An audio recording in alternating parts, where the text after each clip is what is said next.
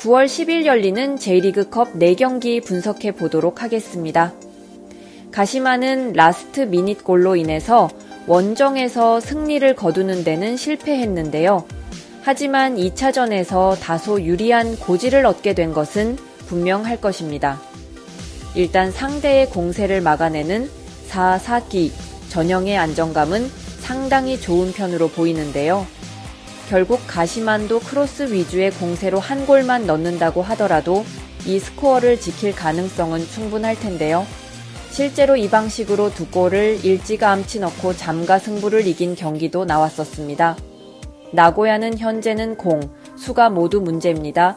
나고야의 플랜은 수비가 버티는 동안 공격에서 주커가 결정력을 발휘, 최대한 신승 양상을 만드는 것인데 현재는 이 둘이 모두 작동을 하지 않고 있습니다.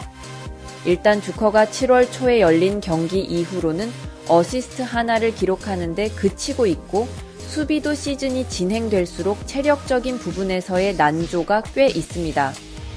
지난 경기에서는 주커를 선발에서 제외하는 과감한 선택을 시도했지만 대체자로 나온 선수도 별다른 활약을 하지 못했습니다.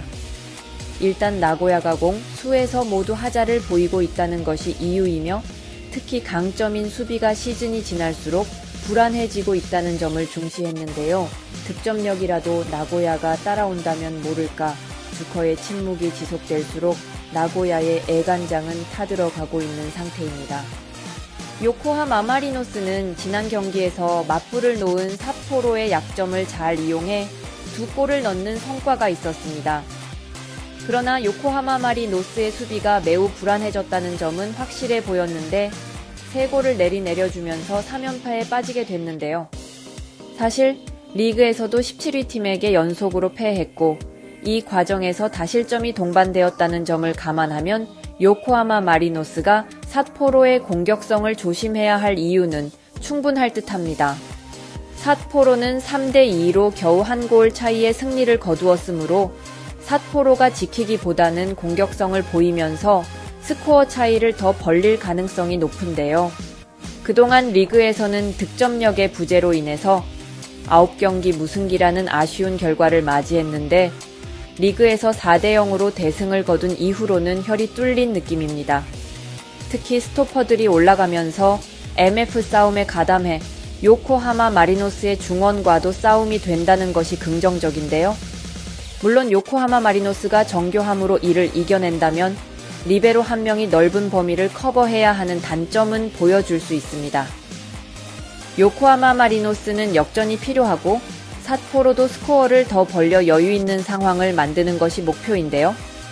다만 요코하마 마리노스가 최근에는 최하위권 팀에게도 역습으로 덜미를 잡히고 다실점이 자주 동반되는 양상이 잦은 편이라 의외로 삿포로가 좋은 결과를 가져갈 수도 있다고 보입니다. 우라와 레드는 효율적인 수비로 원정에서 승리하는 성과를 냈는데요. 상대가 12개의 슈팅을 기록하기는 했지만 골문으로 향한 것은 고작 2개였습니다. 결국 우라와 레드 특유의 지키는 능력이 1대0 승리를 가져오게 하면서 홈에서의 2차전을 유리하게 가져갈 수 있게 된 셈인데요. 일단 스코어 차이가 얼마 나지 않는 상황이기 때문에 골을 하나 넣어놓고 수비적인 태세로 들어갈 가능성이 높은데 일단 홈에서 공을 쥐는 능력은 상당히 뛰어난 편입니다. 오사카는 우라와가 공을 잡아서 몰아치는 양상을 보인다면 상당히 부담스러울 수 있는데요. 일단 오사카가 상당히 공세적으로 나오는 팀에게는 불리한 모습을 보여준 바 있고 수비진의 줄부상과 원볼란치 자리의 부하도 우려스러운 상태입니다. 특히 야마모토의 경우 원볼란치를 소화하고 있지만 빌드업에 비해서 수비력이 다소 부족한 자원인데요. 원래 포지션이 공격형 미드필더였기 때문에 수비 상황에서는 한계가 있는 것으로 보입니다. 우라와 레드는 홈에서 좋은 점유 능력을 보여주고 있어 간바 오사카의 약점을 공략할 수 있을 것으로 보이는 상태고 오사카의 수비는 점유가 어느 정도 되어야 안정을 찾는 편인데요. 물론 우라와 레드도 2차전에서 한 골 정도를 넣고 스코어가 벌어졌다 싶으면 무리하게 움직이지 않을 것으로 보입니다.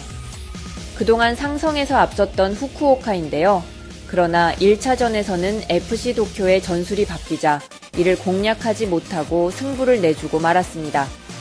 상대가 16분 만에 선제골을 넣고 잠가버리자 역습 상황에서 강점이 있는 후쿠오카는 슈팅 3개에 그치면서 이를 따라잡지 못한 것인데요.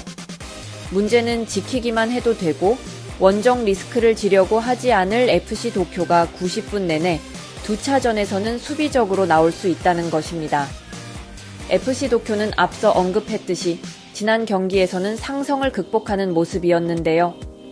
2차전에서도 1차전과 비슷하게 나올 가능성이 높은데 FC 도쿄가 지고 있다면 모를까 승리를 거둔 상황이기 때문에 FC 도쿄가 무리하게 전방에서의 활동 범위를 높이면서 상대에게 역습을 가할 필요는 하등 없습니다. 역습에 능한 상대에게 공간을 철저하게 막아내면서 최대한 저득점으로 가는 것이 플랜일 가능성이 높은데요. 무승부도 FC 도쿄에게는 나쁘지 않은 결과입니다. FC 도쿄가 지난 1차전처럼 90분 내내 잠가버리는 양상을 보인다면 역습에 능한 후쿠오카가 상당히 공격력에서 곤란을 겪을 것인데요. FC 도쿄 입장에서는 무리하게 올라갈 이유도 없고 지키기만 해도 좋은 상태입니다. 조금 더 확실하고 꾸준한 수입이 없나 고민하시나요? 조금 더 안정적이고 확실한 수익을 원하시나요? 이 모든 것을 한 번에 절대 부담드리지 않습니다. 편안한 가족 같은 분위기 속에서 자유로운 채팅과 함께하는 가족방.